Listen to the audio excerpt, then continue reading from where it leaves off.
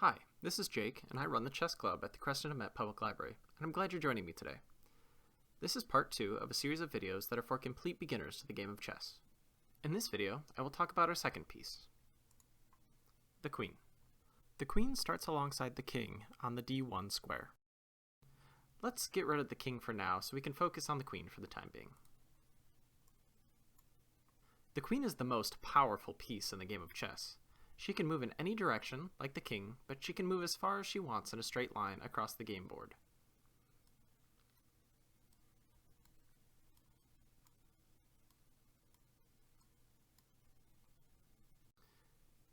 Let's move across the board from d1 to d8. The queen can make it there in just one move.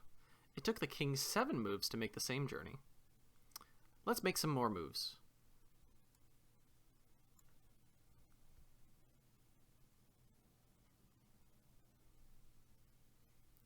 The queen here at the edge of the board can move to a total of 21 squares. Next, let's check out e4, and notice how, while she is in the center of the board, the queen has more squares available to her that she can move to than when she was on the side of the board.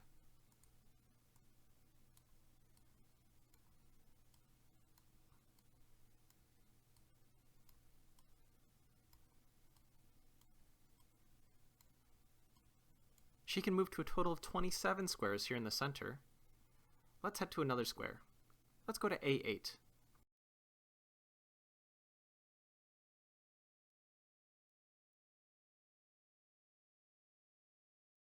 Again, the queen can only move up to 21 squares while she's on the edge of the board.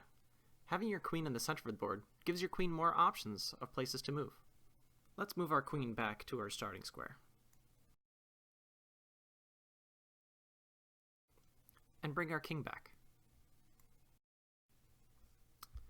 The queen cannot jump over or travel through other pieces. This means our own pieces can block each other's movements, as you cannot capture your own pieces. As you can see, she can move to most of her original squares, but these squares behind the king she cannot move to. Let's look at a few more examples on the board. With our king here, our queen can move to these squares. But all of these squares are blocked by the king. Let's do another.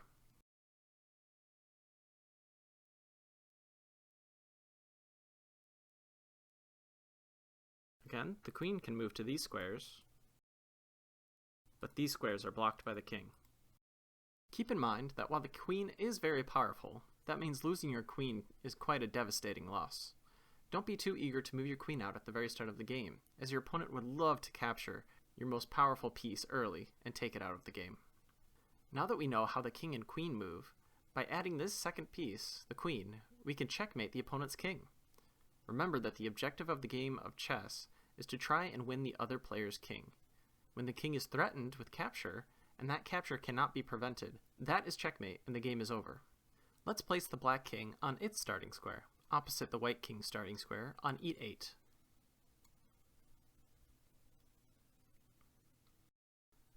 We will place the white king on e6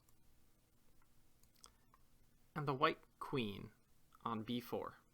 Let's examine what moves are available to the black king. He can move one square in any direction, including diagonally. However, if we look at white's pieces, the white's king can also move to these squares. That means that these squares that they both can move to, the black king cannot move to. If the black king moved to any of these squares, the white king would be able to capture him. So, with this in mind, the squares that the black king can move to, without being captured by the white king, are d8 and f8. Now, it's white's turn. Can you find a queen move that would prevent black from moving to both d8 or f8 on black's turn? I'll give you a hint. There are 2 moves that work. And I'll give you a moment to think, but please pause the video if you need more time.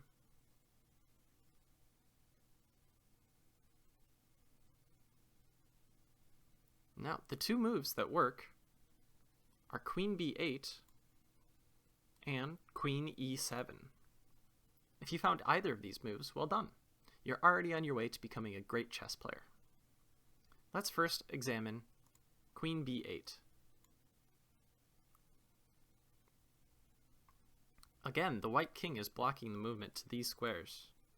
King d7, e7, and f7, which means that the black king can only move to these squares now. However, with our queen on the 8th rank, she controls all of the squares on the 8th rank. This means that the king can no longer go to f8 or d8 without being captured next turn. Checkmate. Next, let's examine queen e7. On this square, the queen is really putting in a lot of work. She alone covers all of the squares that the black king might want to go to. But the white king is making a key difference here. If the king was not backing this white queen up, the black king could simply come in and capture the white queen. However, with the white king defending, he could simply take the black king on the next turn. Which leads us to checkmate. That's all for this lesson. Join me next week where we will discuss the rook, the second most powerful piece in the game of chess. Thank you for joining me, and I hope you and your king stay safe.